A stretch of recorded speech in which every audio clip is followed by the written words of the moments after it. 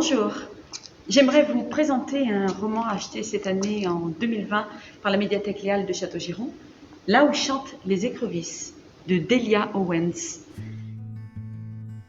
Delia Owens est une écrivaine américaine, mais très peu connue du public français, parce qu'elle est surtout connue pour avoir édité des documentaires dans le domaine de la zoologie et de la biologie.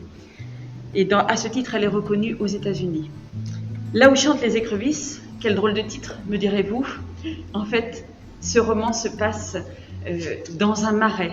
Alors un marais, déjà, j'ai envie de vous dire, vous savez ce que c'est qu'un marais? Delia Owens nous explique déjà en prologue ce qu'est un marais. Un marais, ce n'est pas un marécage. Le marais, c'est un espace de lumière où l'herbe pousse dans l'eau et l'eau se déverse dans le ciel.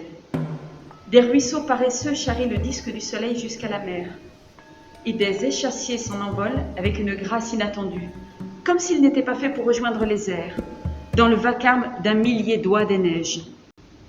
Ce roman, c'est l'histoire de Kia, que l'on va suivre de ses 6 ans jusqu'à sa vie d'adulte.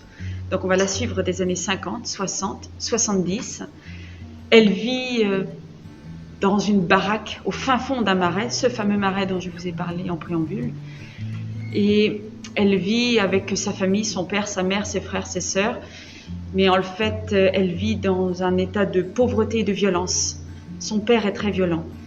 Si violent que sa mère décide d'abandonner toute la famille. Quel choc pour Kia. Et puis après, ce sont ses frères et sœurs aînés qui s'en vont également. Puis son frère, celui qui est le plus proche d'elle.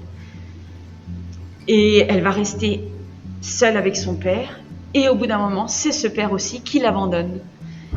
Cette fille des marais, comme l'appelle l'ensemble des habitants de Barclay Cove, va donc rester seule, abandonnée de tous, dès l'âge de 10 ans.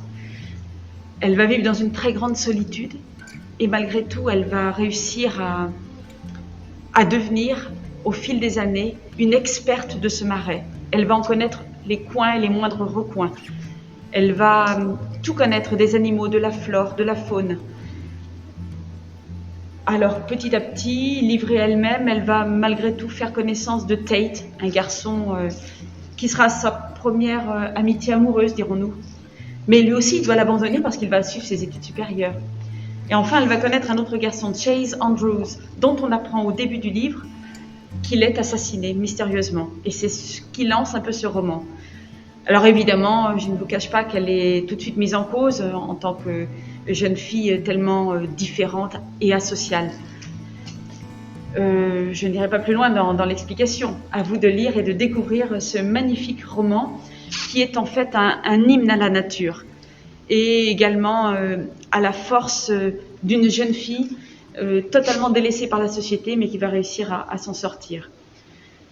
Pour terminer, je vous dirais qu'en fait, ce roman est tellement chouette qu'en fait, une adaptation est prévue prochainement au cinéma. Très belle lecture à tous.